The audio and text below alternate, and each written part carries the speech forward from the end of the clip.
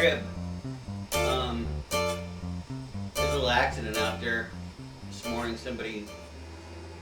Somebody drunk with their 6-year-old kid rear-ended a bunch of parked cars out in front of my place here. But anyway, I was born in Pasadena and pretty much raised most of my life on the coast, on the beach, and I'm a SoCal native, pretty much a product of my environment. I was in my very first band when I was tender age of 14, back when there was a garage band or a band on every block. Every neighborhood had a band. I was in a band called the Purple Freight Train. Everything was colorful back then. I was the lead singer. I was the front man. I met these guys when I moved into a neighborhood. They had a band, the Purple Freight Train, and I really loved going over and listening to them jam. And then one day I was over there listening to them, and the drummer Jimmy, he had a cold, and they said, "Well, hey Keith, why don't you sing a couple songs? Try, you know the words." And so I think I started off singing Jimi Hendrix' "Hey Joe," slow "Hey Joe," and then I went into the Doors' "Crystal Ship," and Jim's older brother was there, and he goes, "I think you guys got a new lead singer," and the rest is history.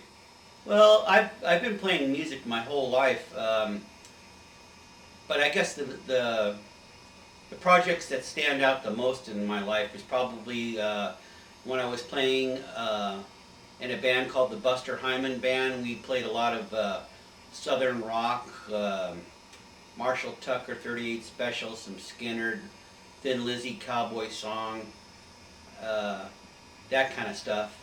And then I got in a band later on called Joe Bad, and that was in the early 80s. We were playing like semi-metal, Judas Priest, April Wine, Rainbow, that kind of stuff.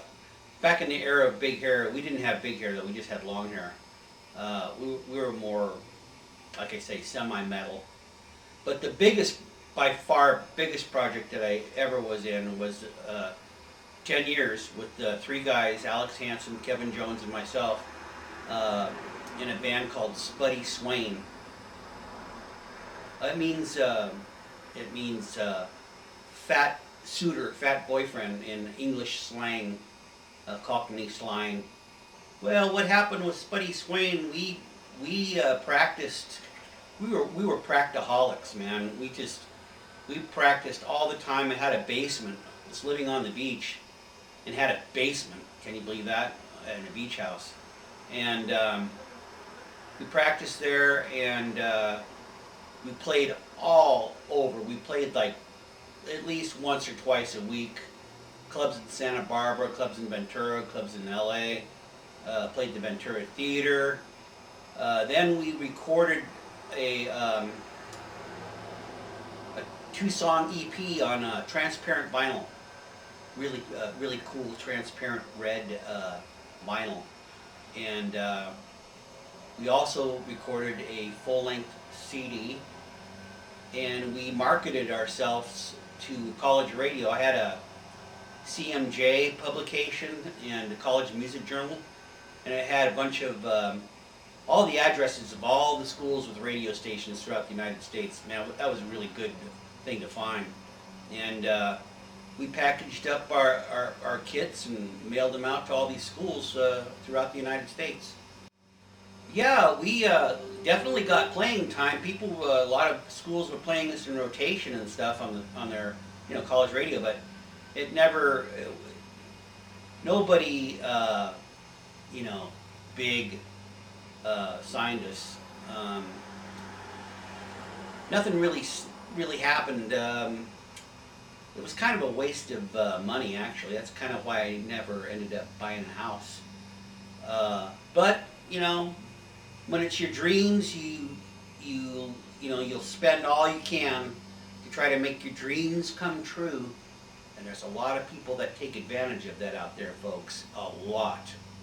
right now there's a ton of people taking advantage of your dreams, and if you want to make them come true, all you gotta do is send me in some of that money. How you gonna know if they're gonna come true if you don't spend the bucks? Oh yeah, that story. Yeah, you heard about that? Yeah, that was, we played a gig at the Ventura Theater, um, opening for Dick Dale and the Deltones. And we just rocked the place. I mean, it was standing ovation. It was awesome. The place was packed. We sold it out. And, well, Dick did, I guess, but so did we. We helped. And at the end of that show, I was out in the parking lot getting ready to leave, and this black stretch Mercedes comes pulling up alongside me, and the window rolls down, and this white skeletoid hand sticks out this card, and I don't see the face, and I just hear, "You guys have an agent?" And I said, "No," and they said, "Give me a call." Well, I was all excited about that. We all were. We were super excited about that, especially after that performance. I called him, never could get a hold of him, never returned my call. No big deal. Well, after 10 years of playing, Spuddy Swain broke up, and amicably, I might add. Alex ended up going up to Humboldt, and Kevin is living in Napomo, and I'm here. But what was his question again? Oh yeah, I after the breakup of that, you know, I tried to get another band going, and I actually did come across the guy, really good guitar player, Chris Proper. He now plays in a Who tribute band. We got together with another drummer, a guy named Mike, I forget his last name, me and Chris and Mike, another trio. Sounded pretty good, but it just didn't have the same chemistry as, when you're playing with other guys for 10 years, it could have gone somewhere, but I just wasn't feeling it. So Chris moved, and I didn't bother starting something else up again or even joining anything. And so I just started, that's about the time when YouTube was coming into vogue on the internet. And I thought, hey man, that's pretty cool. I could just play my acoustic and sing and film it and put it up and just see what kind of feedback I get, off of YouTube. So I did, and back then I was, not just back then, I still am, but I was really, really digging on a new band that I had discovered called the Brian Jonestown Massacre. Yeah. And I thought, man, these guys sound so fucking good, man. This is a great sounding band. And I basically got addicted to them. And a lot of my acoustic stuff on early YouTube, which is still up there, is Brian Jonestown covers. Anemone, When Jokers Attack, Nevertheless, what else? Star. There's a bunch of them. I even have a Catherine Wheel Black Metallic acoustic, and song by House of Love. I forget the name of it, but those are up there. A bunch of other stuff. Song by the Shins. And it's just me playing my guitar and singing, just straight ahead. And I got a lot of really good response from all my early YouTube stuff. Well, a big turning point for the internet music scene for me was when I discovered GarageBand. And that was like an unbelievable shot in the arm. I remember back in the old days, I used to have one of those Tascam 4-track Porta Studio things. I used to write a lot of stuff off of that and, fool around with tracking and how cool that was doing that. But man, GarageBand was just phenomenal. And the quality of the sound and your production and all that. And that's when I started writing entire songs, all the tracks, everything. Um, had a couple people that I connected with online that gave me some drum tracks, play drums. Uh, Shout out to Brian Cohen and Criminal Rock, and shout out to 1050 Studios. Those guys helped me out with some tracks on my early stuff, and so I started writing songs and entire, songs. And I remember one of the first songs I ever put up was "Empty Eyes," and then another one was "Irish Girl," and a lot of people were really liking my stuff, and I got on Reverb Nation. I uploaded or established an account with Reverb Nation and put my stuff up there, and boy, it's taken off like crazy since that. Yeah, there's I got a semi group together that I got Knob and Von Bono and Stillwater. Those guys are, and myself, doing some of my stuff and some of their stuff too. But we don't play a whole lot, but we don't really have to. It sounds pretty good. We know, 10 songs, enough to do a long set. We're called The Spoons. Yeah, in fact, you can hear us.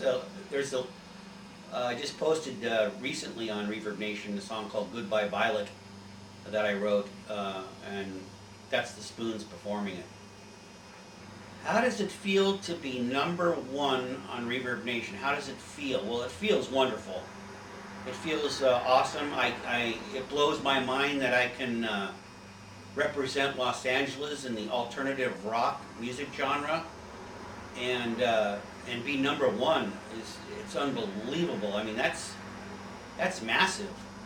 However, with that being said, there has been no approaches by anyone. There's no, being number one in LA on Reverb Nation does not mean a thing monetarily.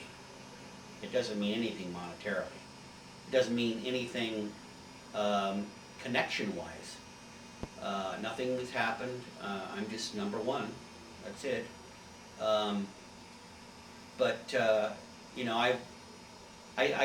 I did another thing. I paid the $50 or $60, whatever it is, to have Reverb Nation do a press kit for me, so I could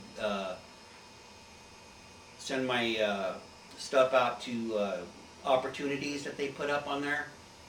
Never got a single bite, not one nibble, and kind of wondering if that $59 is really does do anything. Like I said earlier, the dreams. So I don't do that anymore. So, being number one on Reverb Nation, it's nice, and I'll keep writing songs and keep putting them up there. And, I've got my SoundCloud account as well, and I've got my number one music account, which I'm doing very well on that too. Very well. I think I have 15 songs on that site. 10 of them are in the top 100 in the world, and I have 7 of them that are in the top 10 in the United States. So I'm well liked there. But it's not. I'm not doing this for money. And all the time that I've played music in my life, I've probably made $100 total, and that's really no exaggeration. It's not a money-making thing. It's your art. It's like your painting. It's your throwing pots. It's your writing. It's sculpting. Whatever. It's my art, and that's why they call us starving artists. But it's no big deal. I got my day job, and it's all good in the hood. Yeah. Well, thanks for coming by and talking to me. Maybe somebody out there will find this interesting. But yeah. 89.7 KBNA Radio Rincon. Rock!